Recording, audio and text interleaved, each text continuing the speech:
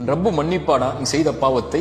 அல்லாஹ் மன்னிப்பான். குல் யா இபாதியல்லதீன அஸ்ரஃபு அலா அன்ஃபுஸிஹிம். குர்ஆனுடைய மகத்துவமிக்க வசனம் அது. வரம்பு மீறி பாவம் செய்த, சுப்ஹானல்லாஹ், என் பாவிகளை என்று அல்லாஹ் அழைக்கவில்லை.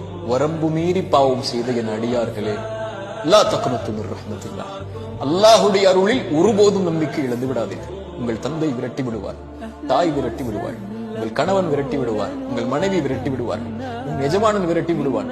ஆனால் உன் ரப்பு எத்தனை முறை பாவம் செய்தவனிடத்திலே சென்றாலும் பாவம் என்று உணர்ந்து விட்டால், அதை வருந்தி விட்டால், இன்னல்லாஹ் யக்ஃபிரு துனூப ஜமீஅன், அல்லாஹ்விற்கு அது என்ன பாவம், மலையளவா, உலகமளவா, கடுகளவா, அல்லாஹ் மன்னிப்பான்.